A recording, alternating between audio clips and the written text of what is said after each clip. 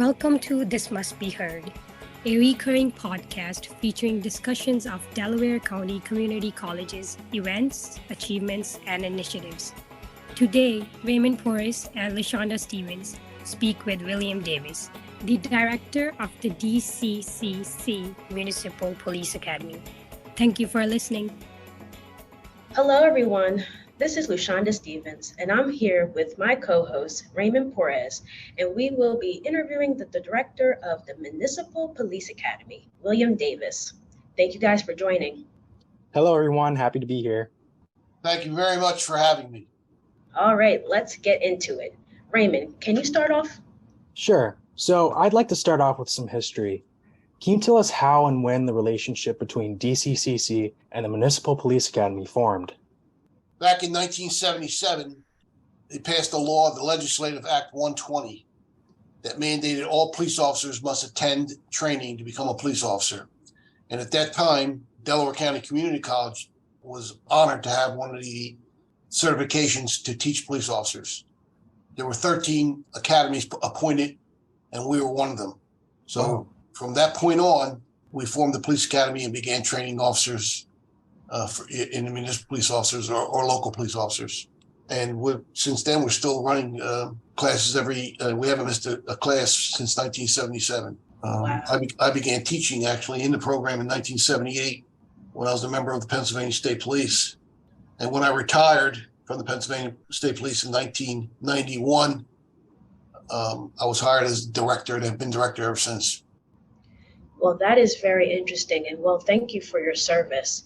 But could you elaborate on what a municipal police academy is and how that is different from regular police academies? Municipal police officers or local police officers go through are under the control of the Municipal Police Officers Education and Training Commission as legislated by Act 120. So all the local police officers must go through this training. Pennsylvania State Police, on the other hand, go under another law, and they do their own separate training. So the state police have their own training. Everyone else has to go through the Municipal Police Officers Education and Training Commission. So all of the police officers in Pennsylvania are mandated to take this training. Sheriffs, on the other hand, do not come under the Legislative Act 20, and they're mostly mandated to watch prisoners in the courtroom. They're in the courtroom for security. Basically, they're restricted to the courtrooms. So everyone else is under the Act 120 are the local police officers in the state of Pennsylvania. Now, every state's a little bit different. When you hear like the state police, they have jurisdiction throughout the state in all types of crimes, homicides, from vehicle codes violations, and they take care of that. In some states, they'll have the highway patrol. Florida Highway Patrol, for example. So they're restricted to traffic violations. And the sheriff's department in those states do all the other crimes, the homicides, those type of things. For an example, when I was working on state police, I needed to go to Florida to interview someone in a homicide. So I called the Florida Highway Patrol, and they said, well, we don't do that. You need to call the sheriff's office, which I was, at that point, that's when I learned how to do that. So I called the sheriff's office. And when I went down there, they were like a regular police department would be here, and they do all of those duties. Yeah, well, that's very informative. Going back, I was just wondering, what are the requirements to be able to participate in the Municipal Police Academy? Again, we follow the rules that's in the law, and they mandate that you take a physical fitness test to the standards that they set. You have to pass a psychological test and must take a Nelson-Denning reading test. Then you have to have a current driver's license. We do a criminal history check. If you've been convicted of a misdemeanor 2 or above, you are not eligible to be a police officer in Pennsylvania. Oh. To do that check, you have to have a high school diploma or a GED, be a United States citizen, and that's basically it. Okay, those are really important requirements that you need. Now, are the police academy students, are they taking regular DCC classes or are they separate? No, this is a separate program. Our program is 960 hours, and it runs 6 days a week from 8 a.m. to 5 p.m., Monday through Saturday. And we do that for 23 weeks in order to get all the required training that's in. Now, Delaware County Community College also, we went through the middle states and they did a study, and it's also a 36 credit course. So our academy is a credit course offering 36 credits that they'll earn when they complete the program, as well as the certificate that makes them eligible to be a police officer in Pennsylvania. So, Mr. Davis, what's the typical graduating class size and how many students are typically enrolled? Well, it changed a little bit since the pandemic. Prior to the pandemic, we would fill our classes at 50 and have to cut it off and tell people we're full. Obviously, after the pandemic, we went straight through. We never did stop. We got a special order from the governor stating that we could continue our training during the pandemic. So we did that, and we had a class at that time. It was 47 people. 47 students went through the program during the pandemic. After that, our numbers dropped drastically, and that's true in law enforcement everywhere. Wow. The numbers have gone down. There's a shortage since the Floyd incident. A lot of the officers retired, left, the older guys, and the openings have not been filled. So there's a drastic openings everywhere. I've been doing this for 32 years, and police, they never came here at all. Now, almost every week, police departments are coming in to talk to the students, try to recruit them, because there's openings everywhere. And that's just last week, Cecil County, Maryland came up trying to recruit.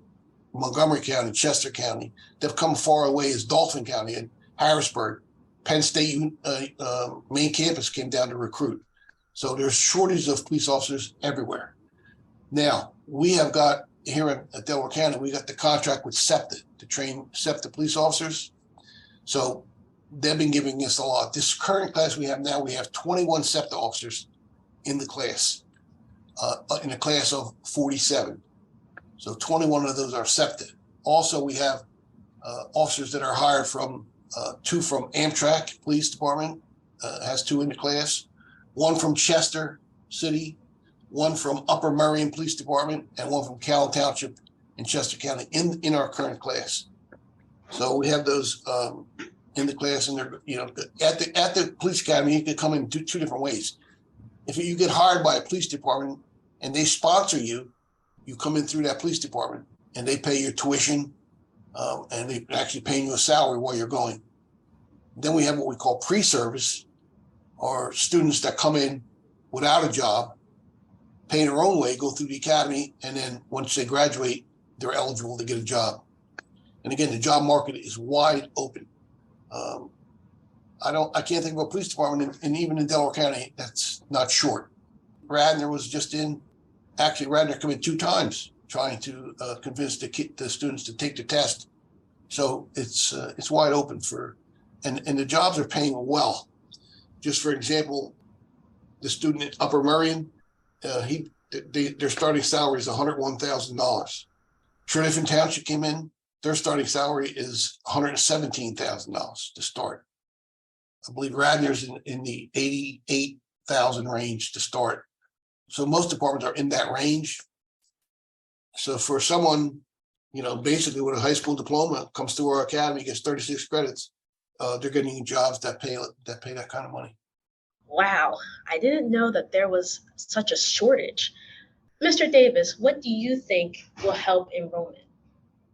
Well, people have to understand policing. Policing is a profession that is very lucrative, very esprit de corps. When people sometimes talk about the blue line, what happens is it's like you run a team. You've ever been on a basketball team, a football team, a hockey team? You get together, and in policing, police officers become a esprit de corps to each other because they depend on each other. So once you become part of that family, you're there forever with it. Consequently, when you become a police officer, you become part of a fraternity of people. And their goal is to protect and serve, to help people. In addition to all that, it's a very lucrative profession, great retirement benefits, great medical benefits, enough that, you can raise your family, have the house, whatever it is. So it pays well. It's very, very enjoyable. I can honestly say myself, there was never a day that I did not want to go to work. It's that type of thing. So those kind of people that want to be part of that, once they come to our academy, they get to understand it and they leave. I could talk to anybody that leaves this academy. They said that they had a great experience and look forward to, starting their careers. Right. That's very inspiring. And I was wondering, do you keep in contact with any of the students that graduated? I do. There's so many over the years. Right. I know when I see it, mostly I know because the first time they see me, when they see me, they address me as, "Oh, Mr. Davis." That tells me they went through my academy because that's the way they address me. So, I just don't remember all the names, but I do come in contact with a lot. I'm very familiar with the chiefs. I'm part of the Delaware County Police Chiefs Association, so I know all the chiefs. And I know, again, like I have to say, almost 95% of every officer that's in Delaware County right now went through my academy, and I was the director. So it's hard for me to remember all their names, but they remember me. So when they address me as Mr. Davis, then I have to ask them, when did you go through? And they tell me what year or whatever, and I go from there. Some I recognize most. I just can't remember all their names. Mr. Davis, I am really enjoying this conversation, but it looks like we're running out of time. Raymond, do you have one last question? Could you share what you think is the most important piece of knowledge students should take with them when they graduate? The most important is remember that they're there to protect and serve, that they're part of the community. They're here to help, and you keep that. Your integrity is the most important thing that you have. Guard it like it was a valuable tool, and you're going to enjoy a good career. Well, I think it's great to hear that protecting and serving the community is still an important piece of knowledge that students take with them when becoming a police officer. Thank you so much, Mr. Davis, for your time today, and thank you, LuShonda Stevens, for being my co-host. To our listeners, if you're at the Marple campus and you pass by any of the officers wearing their uniforms, please thank them for their service. Do you have any final words, Mr. Davis? Well, thank you very much. It's been a pleasure. Thank you. The pleasure's been ours. Yes, thank you for such a great conversation. And we're out. You've been listening to This Must Be Heard, brought to you by the New Media Lab in the Office of Athletics and Campus Engagement. Today's producers, hosts, and editors were Raymond Porras and LuShonda Stevens. LuShonda is also a co-executive producer along with Tashea White and Raven Morrow. William Davis was our guest, Victoria Calbriff and Samuel Larson design our cover art, Indigo Frazier composed our theme music, and I am Maya Referen. Halima Afzal and I are your announcers for this episode. Special thanks to the Director of Athletics and Campus Engagement, Allison Gleason, and our Faculty Advisor, Professor Maria Boyd.